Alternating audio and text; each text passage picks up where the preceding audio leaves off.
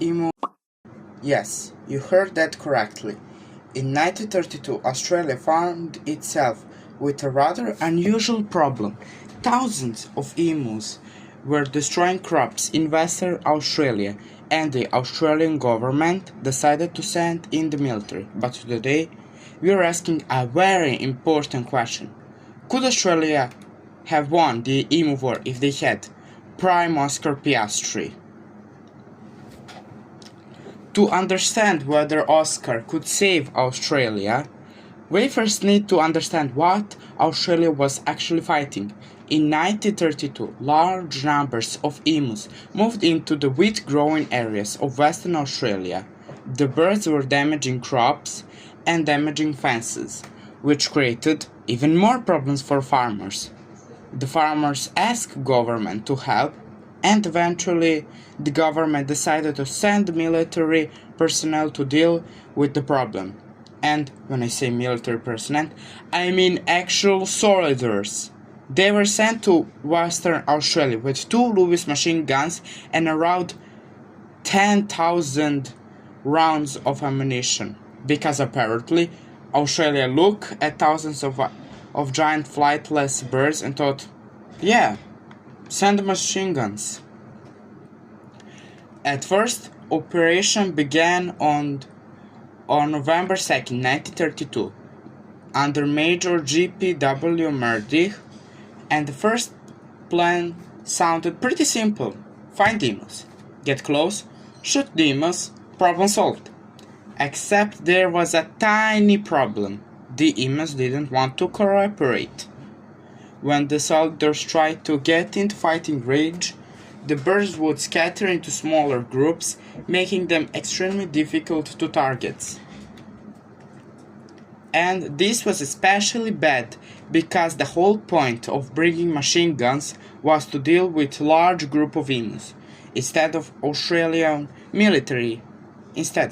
Australian military had basically created a situation where the enemy's main strategy was run in every direction, and somehow it worked. The military operation continued, but the results were nowhere near what Australia had hoped for. After the first attempt, the military withdrew, but the problem wasn't solved. Farmers continued asking for help, and the military operation resumed later in November.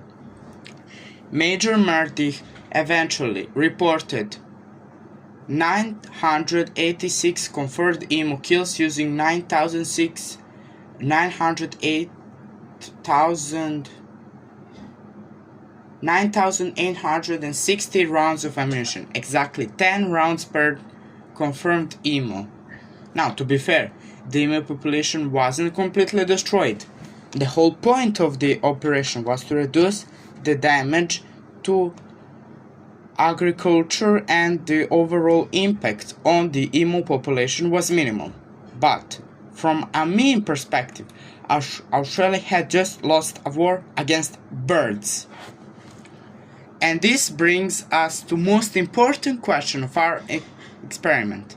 What if Australia had one additional weapon? Not a machine gun, not more soldiers, not a tank, but Oscar Piastri, baby!